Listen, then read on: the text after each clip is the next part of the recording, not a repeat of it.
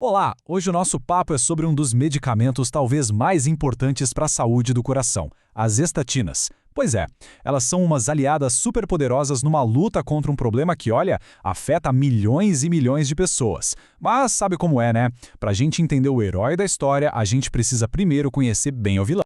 E a grande questão é justamente essa, né? A gente ouve falar o tempo todo de colesterol, colesterol bom, colesterol ruim, mas, afinal, o que faz o tal do colesterol ruim ser tão perigoso assim para o nosso corpo? Vamos entender isso a fundo agora.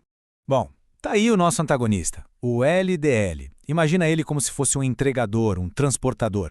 A função dele é levar o colesterol que o fígado produz para o resto do corpo. Só que o problema começa quando tem carga demais, sabe? Excesso.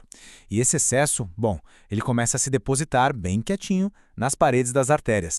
É exatamente por isso que ele ganha esse apelido de vilão silencioso. Porque ele vai agindo assim, nas sombras, sem dar nenhum sinal, sem sintoma nenhum, mas por baixo dos panos ele está ali, preparando o terreno para uns problemas bem sérios.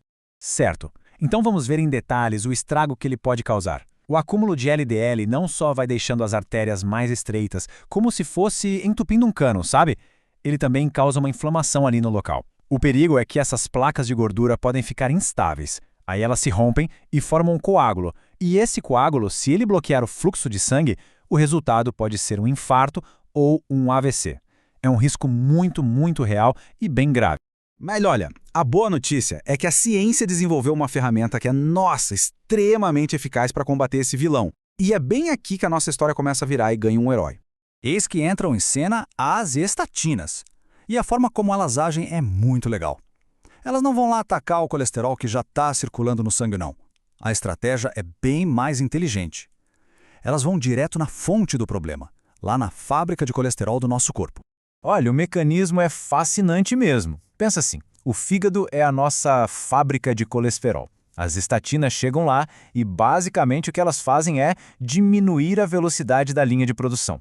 Com menos colesterol sendo fabricado ali dentro, o fígado pensa, opa, preciso de mais matéria-prima. E onde ele vai buscar? Exato, no sangue. Ele começa a puxar de volta o LDL que está circulando por aí. E com isso ele vai limpando o sangue. É ou não é um mecanismo brilhante?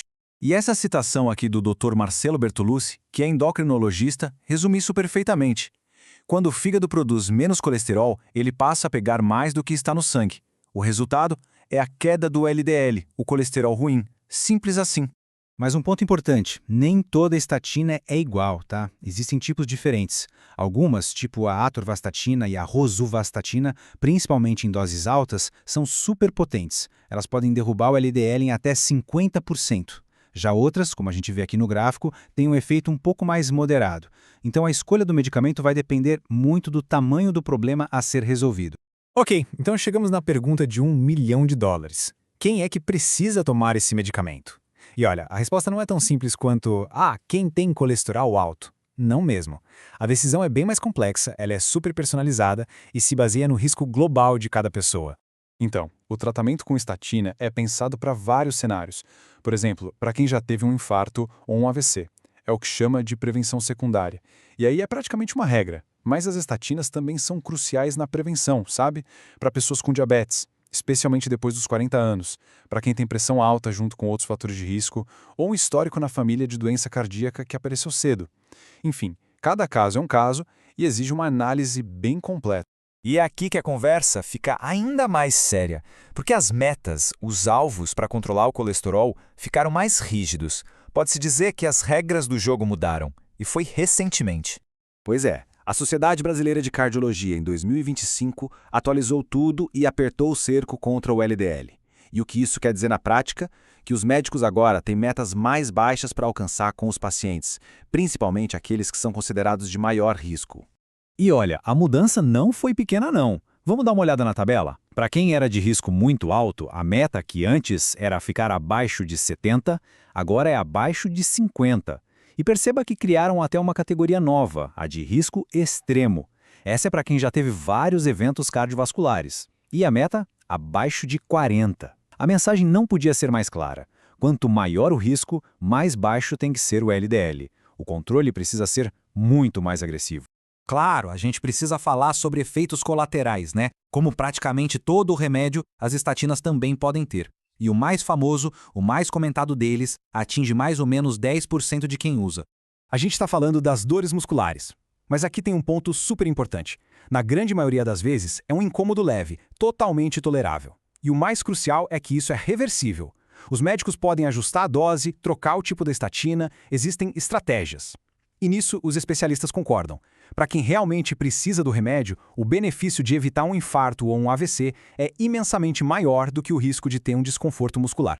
Mas é aquilo, né? As estatinas não fazem milagres sozinhas. Elas não jogam esse jogo sozinhas. Elas são parte de uma estratégia muito maior. E o parceiro essencial delas, para formar um time realmente imbatível, são os hábitos de vida saudáveis. Isso aqui é a base, o alicerce de tudo. Comer bem, principalmente reduzindo gordura saturada, manter um peso saudável, se exercitar regularmente, não fumar, claro, e manejar o consumo de álcool. Essas coisas, gente, são inegociáveis para a saúde do coração. É a fundação, sabe? Qualquer tratamento médico vem construído em cima disso. E para quem gosta de números, aqui a gente vê a matemática da coisa. Um estilo de vida saudável é super poderoso sim. Pode reduzir o LDL em até 15%, o que é ótimo. Mas, para uma pessoa de alto risco que precisa baixar o colesterol em 50% para atingir a meta, bom, a conta simplesmente não fecha só com dieta e exercício. Fica faltando. Então, o ponto central é exatamente este. Não se trata de uma escolha ou um ou outro. De jeito nenhum. A grande estratégia vencedora, a que realmente protege o sistema cardiovascular, é a combinação, a sinergia perfeita entre um estilo de vida regrado e o uso correto do medicamento, claro, quando ele é necessário. E essa citação do patologista clínico Hélio Magarinos Torres Filho amarra tudo isso de forma brilhante. Duas pessoas podem ter o mesmíssimo número de LDL no exame e precisarem de tratamentos completamente diferentes, porque o que importa é o risco global. Aquele número sozinho não diz tudo. O tratamento tem que ser e é totalmente individualizado. É a tal da medicina de precisão. No fim das contas, a gente vê que a saúde cardiovascular é uma equação bem complexa. Ela tem muitas variáveis. Tem a genética, que a gente não controla, tem os hábitos de vida e, em muitos casos, entra a medicação. Então, fica a reflexão para todo mundo. Como será que está o equilíbrio dessa equação na vida de cada um? A melhor forma de descobrir, sem dúvida, é conversando com um profissional de saúde. Esse é sempre o primeiro passo.